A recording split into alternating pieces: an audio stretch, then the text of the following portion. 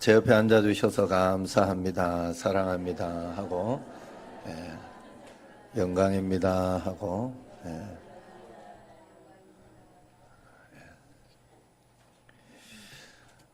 엘비스 프레슬리를 아시죠? 어른들은 다 알 겁니다. 굉장히 이브 예배 때 학생들하고 드렸더니 학생들이 잘 모르더라고. 어린애들은, 청년들은 아는데 그렇더라고. 이 엘비스 프레슬리가 세기의 가수죠. 그래서 20세기에 큰 문화적 영향을 사람들이 굉장히 많이 끼치고 사람들을 아주 열광하게 했던 그런 사람입니다. 1956년부터 히트곡을 내서 음반만 6억 장이 팔렸고 지금도 그렇게 팔기가 힘든데 수십 편의 영화에도 출연했죠. 그 공연 실황은 수십 개 나라에 동시에 생중계되면서 몇 억 명의 사람들이 환호하고 했죠. 그처럼 부와 인기를 얻어 온 세계를 품에 안았지만 그의 마음은 너무 공허했다고 해요. 그래서 12살 소녀를 사랑한 거죠. 그렇게 해서 10년 후에 10년을 기다려줬다가 10년 후에 결혼을 했어요. 그런데도 그 외로운 마음을, 그 사랑하는 마음이 계속 되어지지 못했던 것이죠. 옆에 좀 가서 옆으로 좀 이렇게 저쪽으로 측면으로 그렇게 앉아요. 전부. 어디까지 했죠? 그래서 10년을 결혼했지만 그 사랑이 계속하지 못한 거예요. 그래 결국 그가 1977년 42살로 42세의 나이로 7개월 동안 진통제만 먹다가 그렇게 진통제만 5,300알을 먹고 죽었다고 그래요. 누가 이걸 계산했는지 참 계산도 잘했어요. 42살. 야, 이 목사님 나이에 맞지? 죽은 거예요. 그 마릴린 먼로는 어땠어요? 그도 마릴린 먼로 여러분 다 아시죠? 마릴린 먼로. 얼마나 전 세계 수많은 사람들의 마음을 사로잡으면서 부와 인기를 얻었습니까? 당시 케네디 대통령이 얼마나 좋아했으면 자기 생일에 비밀리에, 나중에 밝혀졌지만 비밀리에 그녀만 초청할 정도로 그만큼 좋아했고 영국 여왕까지도 그녀를 초청할 정도로 전 세계 무사람의 선망의 대상이었죠. 부러움의 대상이었다 이 말이요. 그런데 그녀 자신은 어땠습니까? 자기 자신은 너무 외롭고 허무해서 그 인기 뒤에 있는 그 허무함이 그를 밤잠을 못 자게 하다가 결국 38세 때 수면제 먹고 죽어버렸어요. 38세에. 여러분 인생이라는 것은 그러한 모든 것들을 축복의 바로미터로 우리가 착각해버리면 우리가 오늘도 살아갈 때 돈 벌기 위해서 명예를 내가 높이 올라가기 위해서 그렇게 살아가지만 그것이 여러분에게 목적이 되고 그것이 축복의 여러분의 어떤 그런 모양이 되어버릴 때 우리는 이런 인생을 살 수밖에 없는 거예요. 오늘 말씀을 통해서 저는 축복의 관점을 다르게 여러분들에게 제시하려고 합니다. 여러분들이 그 축복을 매일매일 가지고 하나님 은혜 가운데 살아가는 여러분과 저가 되길 원합니다. 우리가 진정 행복하기를 원합니다. 모든 사람들은. 그래서 그 행복을 찾아서 열심히 일을 하고 열심히 가정을 꾸리면서 또 그 행복을 찾아서 놀이도 하고 여러 가지 일들을 합니다.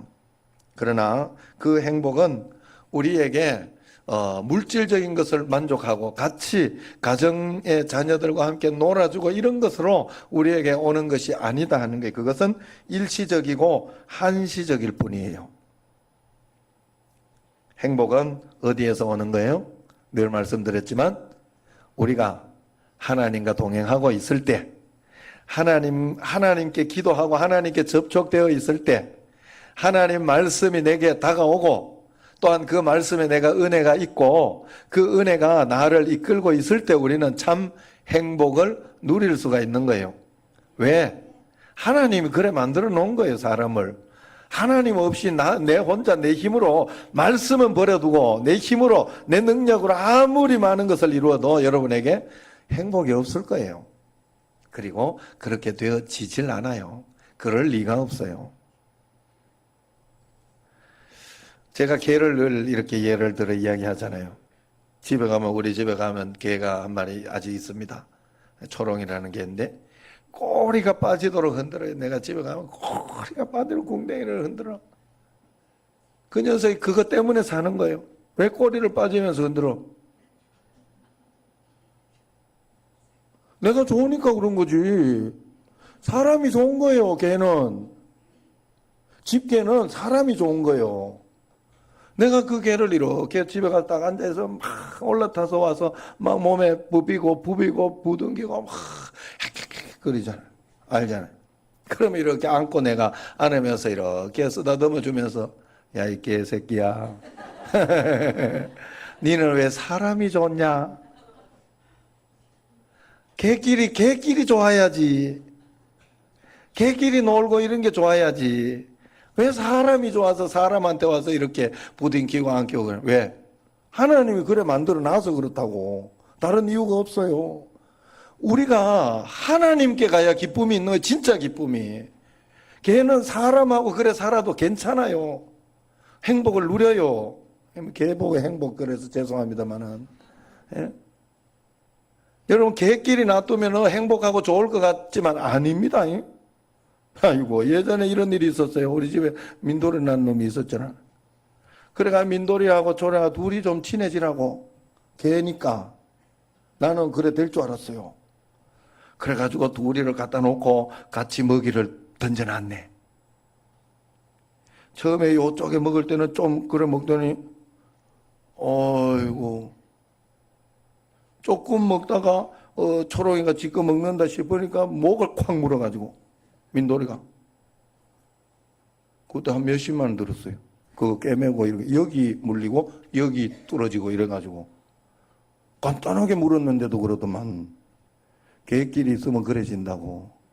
저들끼리 놔두면 저들끼리 잘 사는 게 우리는 행복하는 것 같고 그러지만 안 돼요. 절대 그게 안 돼. 개는 사람하고 있어야 돼. 여러분 사람은 하나님과 함께 있을 때 행복하고 복되게 만들어 놨어요. 하나님 앞에 내가 기도하면서 부비고 주님 품 안에 있을 때 우리는 행복한 거예요. 거기에서 하나님 다 주는 거예요. 우리 집에 가보면 그 개가 개 이야기만 자꾸 하네. 여기만 또 안 적어놨는데 꼬리만 흔들고 있는데도 그놈은 사랑을 받아요. 날 보고 꼬리만 흔들어줘. 꼬리가 안 빠지겠나 싶어요. 우리가 하나님 앞에 하나님 사랑합니다. 주님 찬양, 주님 때문에 행복해요 하고 주님만 바라보고 그러고 있으면 하나님이 우리의 모든 것 그게 축복받은 거예요. 할렐루야. 다른 것으로 복을 평가하면 안 돼요.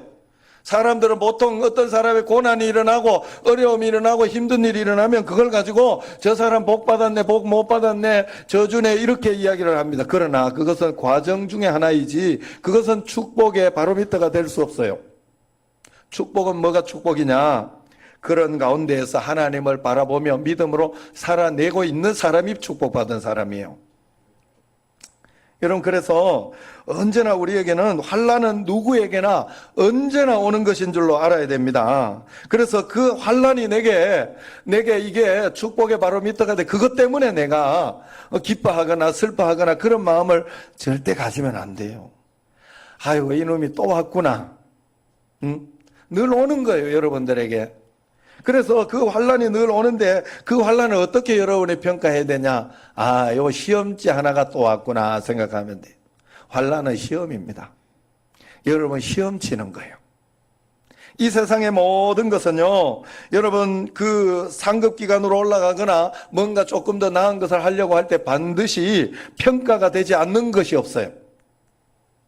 소방관을 뽑으면서 아무렇게나 소방관의 자질도 없고 건강하지 않고 또 시험 치지 않고 아니면 그걸 훈련하지 않은 사람을 그냥 소방관으로 하지 않습니다. 절대. 반드시 훈련시키고 평가를 해요. 대학교 시험 칠 때도 마찬가지죠. 무시험으로 들어가기도 합니다만은 무시험이지만 무시험은 아니에요. 내신 성적을 평가하거나 아니면 다른 사람 누구의 적을 받거나 아니면 정말 수준 없는 그냥 그런 곳이에요. 누군가 추천을 받거나 다 평가예요, 그게.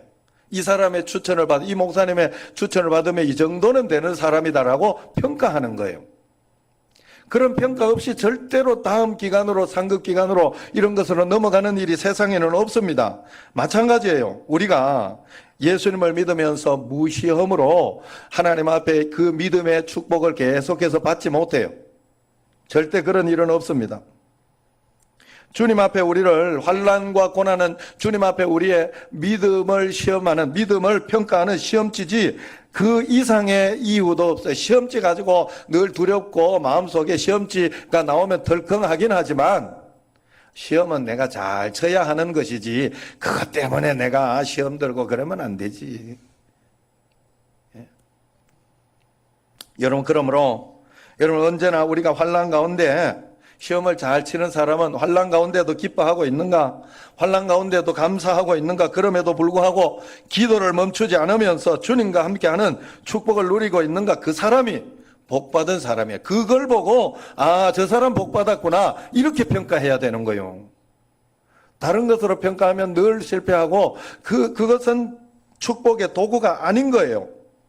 여러분, 제가 스키나 보드 이야기를 늘 했죠. 스키나 보드를 타면 각 코스마다 슬로프라는 게 이렇게 있어서 초급 단계 낮은 슬로프, 중급 단계 조금, 고급, 상급 그러면 좀 가파르고, 최상급 그러면 아예 가파르고.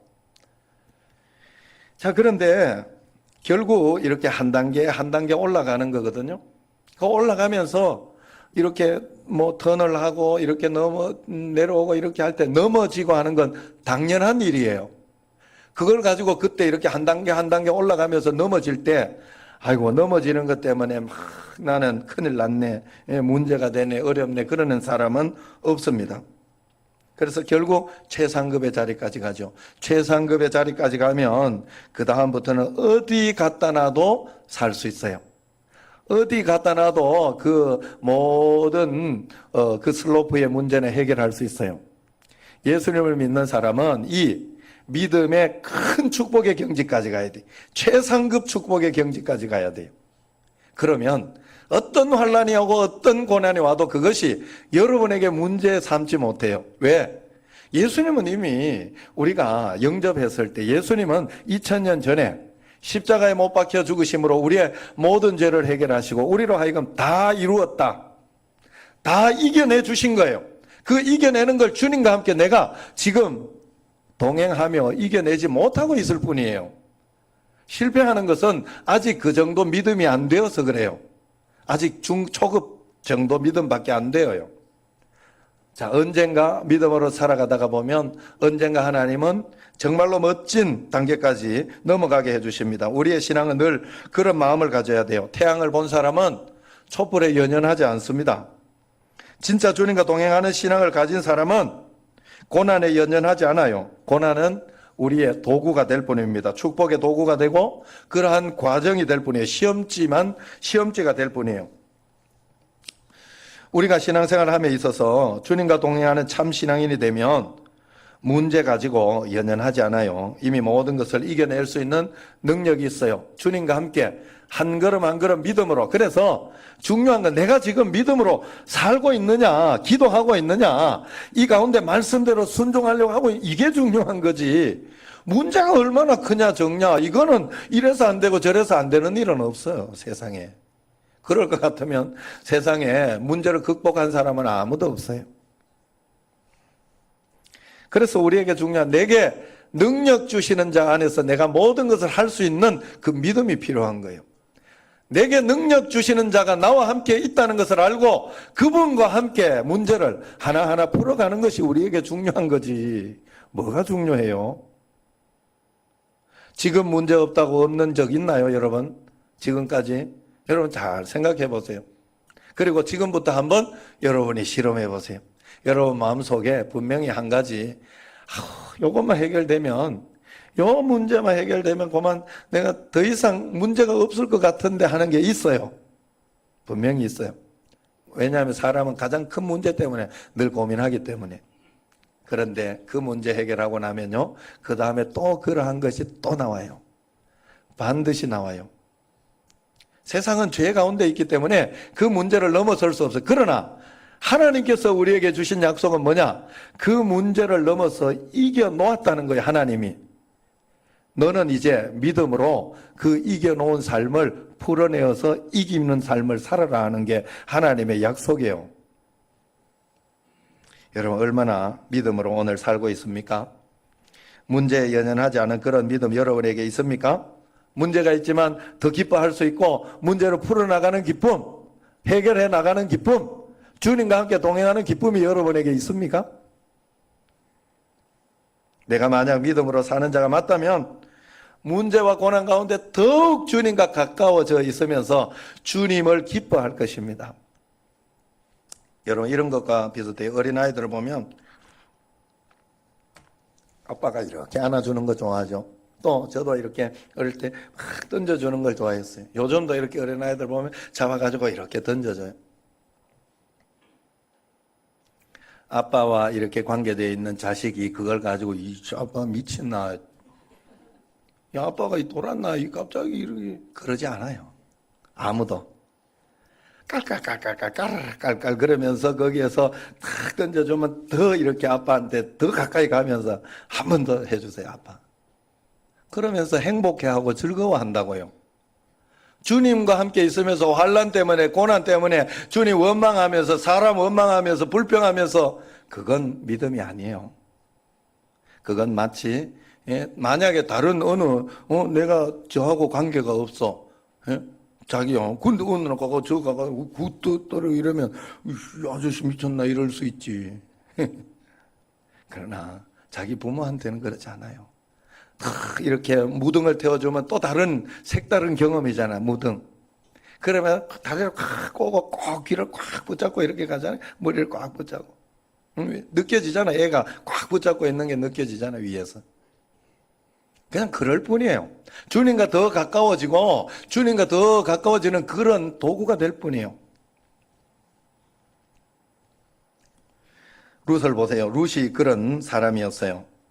구약성경에 보면 그는 결혼해서 하나님을 드디어 만났어요. 모압에서 이방으로 살다가 하나님을 만나게 된 겁니다. 그런 가운데 인생 최대 위기가 왔어요. 남편이 죽고 가정에 먹을 것이 다 떨어져서 죽을 위기에 처했습니다. 그래서 그때 보다 못한 시어머니 나오미가 너는 너의 본토로 돌아가서 새롭게 시집가서 다시 잘 살아라 그러면서 보내줬어요. 그랬더니 그때 룻이 어떻게 했습니까? 룻과 그때 또 하나 그 오르바라는 그 자부가 있었는데 오르바는 집으로 돌아갔어요. 그러나 룻은 하나님을 한번 믿었는데 나는 신앙을 배신하지 않겠다. 그러면서 룻의 어머니 나오미를 붙쫓았더라. 나오미를 붙쫓는 게 신앙을 지키는 거거든. 교회에서 정신제일교회가 원하는 것을 가지고 말씀대로 순종하고 하는 게 믿는 거거든. 여러분 잘 생각해. 내가 믿고 싶은 대로 믿으면 안 돼. 신앙생활은. 교회가 여러분에게 정해지면 그 교회에 여러분들이 순종해야 돼요. 안 그러면 말라고 교회 나와. 그냥 집에서 예수님 내 마음속에 계시겠다. 성경 있겠다. 집에서 예수님 믿으면 되지. 혼자. 그런데 성경에서는 모이는 교회를 이야기해. 왜? 그 모이는 교회에서 좌충우돌하면서 하나님을 만나야 하고 배워야 하기 때문에 그래요. 그래서 순종하는 신앙이 진짜 신앙이에요. 내가 믿고 싶은 대로 믿으면 안 된다니까. 자, 어쨌든 나오미를 따라갔어요. 그래서 시어머니를 성경에서는 룻에게 붙쫓았더라 그래요. 납작 엎드려서 시어머니를 꽉 붙잡은 거예요. 시어머니가 믿는 하나님이 내 하나님입니다. 나는 시어머니 떠나지 않을 겁니다. 죽어도 나는 여기서 끝내겠습니다. 라고 붙잡고 주님 앞에 한 걸음 한 걸음 갔죠. 결국 그 고난의 시험을 잘 치른 룻은 어떻게 됩니까? 다윗의 증조모 할머니가 되잖아요. 모압 여인이 이스라엘의 그 족보에 들어갈 수 없어요. 그런데 그 족보에 들어가요. 얼마나 하나님께서 귀하게 여겼으면 족보에 넣어주는 거예요. 다윗의 자손 하면서 거기는 굉장히 유대인들을 귀하게 여기면서 그렇게 자기들 그것을 굉장히 이렇게 자부심을 가지고 살잖아요. 그런데 모압 여인이 거기에 쑥 들어가 있어요. 귀한 이름들은 그렇게 들어가 있어요. 항상. 여러분, 믿음으로 사는 사람은 고난과 고통을 축복으로 평가하지 않아요. 그 결과물은 그냥 열매일 뿐이지 당연히 맺히는 열매예요. 당연히 맺히는 열매. 언제나 그 과정 속에 믿음으로 담대하게 사는 사람이 이미 복받은 사람이다 하는 것입니다. 그래서 복받은 사람이냐 그렇지 않느냐는 얼마나 고통이 일어났냐 그렇지 않느냐로 평가되어질 수 없어요. 그에게 일어난 일들을 통해서 어떤 반응을 보이고 있느냐가 그 사람이 복받은 사람이냐 복받지 않는 사람이냐를 평가할 수 있는 거예요. 고난과 고통 가운데 있으면서도 그럼에도 불구하고 믿음으로 기도하고 살고 있고 흔들리지 않고 감사하고 기뻐하고 있다면 그 사람은 축복 안에 있는 사람, 복받은 사람 맞죠? 그 사람이 복받은 사람이에요. 여러분은 복받은 사람입니까? 아니면 아직 복을 못 받은 사람입니까? 제가 말한 기준으로 봤을 때. 오늘 말씀을 한번 보면 사도 바울이 궁핍에 처할 줄도 풍부에 처할 줄도 알았다. 다시 말해서 궁핍과 풍부가 복이 아니다. 축복과 저주가 아니다. 그것은 나에게 영향을 줄 수가 없다. 나는 이미 복받은 사람이다. 그런 뜻이에요. 궁핍과 풍부를 주관하신 예수님과 동행하는 기쁨이 나에게는 있다. 그래서 10절 보세요. 내가 주 안에서 크게 기뻐함은 이야기를 해요. 사도 바울이 지금 감옥에 있는 사람이 뭘 그렇게 크게 기뻐할 게 있겠어요? 빌립보 교회 편지를 쓰고 있는데 나 같으면 야, 내가 지금 감옥에 있다. 감옥에 빨리 나가야 되는데 기도 좀 해줘라. 내가 지금 여러가 여기도 아프고 저기도 쑤시고 정말로 힘들어 답답해 죽겠다. 기도 좀 해서 좀 이겨내게 해달라고 그렇게 해라. 그렇게 이야기할 터인데 사도 바울은 내가 주 안에서 크게 기뻐하면 복이 남달랐던 거예요. 그는 정말 하늘의 복을 받고 있던 사람인 거예요. 이것이 우리의 신앙의 기본이요 갖춰야 할 덕목입니다. 그래서 11절에 보면 내가 궁핍함으로 말하는 것이 아니니라 하고 분명하게 이야기하죠. 같이 읽어볼까요? 11절 12절 시작. 내가 궁핍함으로 말하는 것이 아니니라. 어떠한 형편에든지 나는 자족하기를 배웠노니 나는 비천에 처할 줄도 알고 풍부에 처할 줄도 알아. 모든 일 곧 배부름과 배고픔과 풍부와 궁핍에도 처할 줄 아는 일체의 비결을 배웠노라. 할렐루야. 궁핍과 풍부가 그의 기쁨의 조건, 축복의 조건이 아니라는 겁니다. 자신에게는 능력 주시는 자, 예수님이 계시기 때문에 이것은 도구일 뿐이지 아무 문제가 자기에게 되지 않는다는 거예요. 과정 가운데 있는 것이지 시험치일 뿐이지 시험치 가지고 겁내고 두려워하는 사람은 없어요. 그래서 우리가 좋아하는 말씀 빌사일삼, 오늘 그래서 빌사일삼의 축복이라 그랬죠. 빌립보서 4장 13절 같이 한번 외워봅니다. 시작. 내게 능력 주시는 자 안에서 내가 모든 것을 할 수 있느니라. 할렐루야. 그러므로 축복은 내게 능력 주시는 자가 나와 함께 있는 것을 아는 것이고 그와 함께 문제를 해결해 나가는 것입니다. 그래서 내게 능력 주시는 자가 모든 고통과 환난 가운데 넣어놓으신 축복을 내 것으로 빼낼 줄 아는 것이 우리의 믿음입니다. 그러므로 고난 가운데 여러분 흔들리지 마십시오. 더 기도하고 매달리면 됩니다. 주님께서 해결해 주실 것입니다. 이기게 해 주실 거예요. 왜냐하면 예수님은 십자가에서 이미 다 이루었다 선포하셨고 우리에게 모든 것을 주셨다 약속하셨기 때문에 그렇습니다. 그분이 지금 나와 함께 있는 것입니다. 우리가 그 축복을 못 찾아낼 뿐이지 믿음으로 승리를 취하면 언제나 이기는 삶을 살 수 있는 것이 믿음의 사람들입니다. 만약 문제 속에 고난 속에 하나님이 축복을 넣어두지 않았으면 하나님은 그 고난을 우리에게 허락하실 수가 없어요. 왜? 하나님이 마음이 아파 어떻게 허락하겠어요? 저것 때문에 너는 그냥 끝날 거다. 응? 그러면 어떻게 그러겠어요? 그러면 순교한 사람은 어떻습니까? 이야기할 수 있죠. 순교보다 더 큰 축복이 어디 있어요? 그런 기회가 온다는 건 여러분 놀라운 일이에요. 정말로 그래서 이것을 저는 하나님의 자신감이라 말할 수 있습니다. 여러분들에게 일어나는 모든 일은 하나님이 자신 있는 거예요. 그거 기도하면서 말씀대로 한 걸음 한 걸음 딱 말씀대로 풀어봐라. 어떤 복이 될 것인가 한번 기대해봐라. 그리고 한번 나와 함께 가보자 이야기하는 거예요. 할렐루야. 오늘 8주째인가 7주째인가 이제 얼마 안 남았다고 기뻐하더라고 하던데 5주를 더 하려고. 새 가족들 아셨죠? 오늘 마음의 다짐을 하셔요.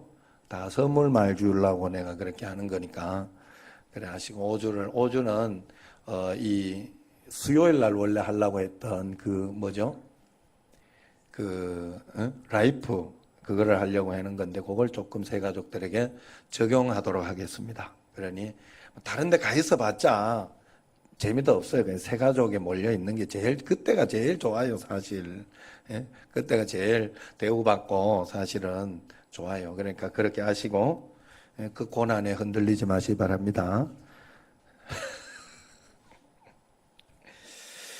여러분 그래서 이 자신감을 가지고 있던 사도 바울이 14절에 이렇게 이야기합니다. 빌립보 성도들에게 그러나 너희가 내 괴로움에 함께 참여하였으니 잘했구나 이야기를 해요. 괴로움에 참여했는데 괴로운 일이 있으니까 너 잘했다. 거기에 네가 함께 참여하려고 하고 있으니 잘하고 있다 이야기를 합니다. 왜냐하면 그것이 축복의 도구요 상급의 기초이기 때문에 그렇습니다. 결국 너희들이 나에게 쓸 것도 보내주고 복음을 위하여 연보도 하고 한 그런 것들이 다 멋지구나, 잘했구나, 고맙다. 내가 더 달라고 하는 것이 아니라 너희들이 그것으로 인하여 더 큰 복을 받을 것이다 라고 이야기를 합니다. 그러면서 17절부터 19절까지 보면요, 거기 내용 속에 계속해서 내가 풍성하다 하는 이야기를 합니다. 감옥에 있는 사람이 뭐가 그래 풍성하겠어요? 하나님을 믿는 믿음이, 하나님을 의지하던 그 믿음이, 신앙이 풍성했던 것입니다. 그래서 하나님의 풍성하심으로 내가 그 풍성함을 누리고 있다. 걱정하지 마라. 나는 감옥에 있지만 난 풍성하다. 걱정하지 마라. 나는 기쁘다. 행복하다. 라고 이야기를 하고 있는 거예요. 사도 바울이 복받은 사람인 거예요. 여러분 믿는 자는 이미 예수님이 다 이루셨기 때문에 풍성함이 여러분에게 이미 있는 줄로 믿습니다. 그런데 그걸 그냥 저절로 되진 않아요. 왜? 자유의지가 있는 우리는 믿음으로 찾아내고 믿음으로 한 걸음 한 걸음 만들어 나가야 되기 때문에 그렇습니다. 오늘 주님이 우리에게 엄청난 축복, 십자가 보혈의 축복을 주셨으니 엄청난 축복 아닙니까? 믿음만 있으면 됩니다. 우리는 그 모든 환경과 상황을 통해서 주님께서 영광을 받으실 거예요. 시험 잘 치면 100점 맞고 집에 가면 누가 영광을 받아요? 부모가 영광을 받잖아. 지금 미국에 온 저 고성덕 집사님 아들 종윤이 공부 잘했는데요. 제가 머리가 굉장히 좋대. 바이올린도 굉장히 잘 치더라고. 잘 하더라고. 바이올린 아니었어요? 색소폰, 미안해요. 자, 그때 색소폰을 불러서 준 적이 있는데. 그러면 부모가 막 뿌듯한 거예요. 좋은 거예요. 기분이 좋은 거예요. 그거 처음부터 그냥 저절로 된 거 아니잖아요. 연습하고 훈련하는 게 남다를 뿐이에요. 여러분, 우리가 환난 고난 가운데 이 문제를 믿음으로 기뻐하면서 잘 이겨내고 극복하면 하나님이 영광을 받으시는 거예요. 여러분을 통하여. 그리고 굉장히 기뻐하는 거예요. 더 모든 것들을 보조해주고 잘해주려고 노력할 것입니다. 여러분, 우리가 하나님 앞에서, 그래서 우리의 모든 결과는 20절 말씀 같이 한번 읽어봅시다. 하나님 곧 우리 아버지께 세세무궁하도록 영광을 돌릴지어다. 아멘. 할렐루야. 내 삶을 통해 오직 하나님만 영광 받으실 것입니다. 내게 능력 주시는 자 안에서 내가 모든 것을 할 수 있습니다. 그러므로 여러분의 모든 환경과 상황을 통해 주님께만 영광 돌리는 일이 되도록 여러분이 주님 앞에서 말씀대로. 시험은 말씀대로 적어야 돼요. 내가 적고 싶은 거 적는 게 아니요. 내가 이게 맞을 것 같다 하는 거 적는 게 아니요. 성경 말씀대로 적는 거예요. 성경 말씀대로 적용해 보는 거예요. 원수를 사랑하라. 그러면 그대로 용서하라. 그러면 용서해 보는 거예요. 그러면서 하나님 앞에 시험을 잘 치면 놀라운 은혜와 권능이 있을 것입니다. 모든 환경과 상황을 통하여 주님께 영광 돌리는 여러분과 저가 되기를 주의 이름으로 축원합니다. 기도하겠습니다. 하나님,